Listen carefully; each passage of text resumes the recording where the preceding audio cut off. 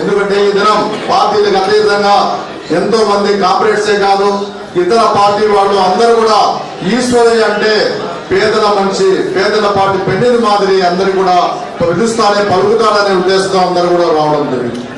మేమైతే ఈశ్వరయ్య గారితో దాదాపు 2004 నుంచి ఎన్నో ఉద్యమాల్లో పనిచేశాం. ఆ దినం ఎన్నో మార్లు జైలు పోయాం. ఎంతో మంది మమ్మల్ని ఇబ్బంది పడకుండా ధైర్యంగా యువత అయితేనేమి, విద్యార్థి నుంచి అయితేనేమి, రైతులకు అయితేనేమి అందరూ కూడా బాగుండాలి, మేలు కోరాలనే ఉద్దేశంతో ఈశ్వరయ్య గారు పనిచేశారు. ఆయనతో, ఎందుకంటే మాతో కాదు ఆయనతో కలిసి మేము పనిచేశామని చెప్పుకోవడానికి గర్వపడుతున్నాం.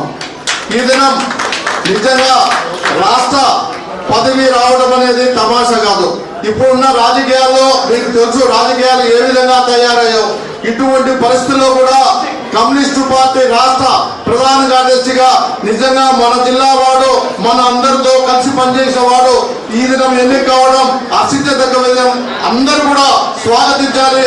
ఆయనకు ఇంకా మంచి పేరు రావాలి. కానీ రాష్ట్రంలోనే కాదు, అదేవిధంగా దేశంలో కూడా ఆయన ఒక ముఖ్య పాత్ర పోషించాలని చెప్పి నేను తెలుగుదేశం పార్టీ కాదు ఒక వ్యక్తిగా నేను హరిప్రసాద్ గా ఆయన కోరుకుంటున్నా. ఆయన పార్టీ ఏదైనా మేము ఎప్పుడు కూడా ఆయనకు ఏమైనా చేతుని ఇవ్వడానికి కానీ ఆయనతో కలిసి పనిచేయడానికి కానీ మేము రెడీగా ఉంటామని ఈ సభాముఖంగా తెలియజేస్తూ సెలవు తీసుకున్నా.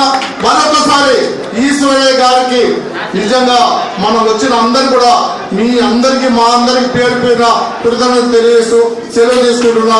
జై కమ్యూనిస్ట్ పార్టీ.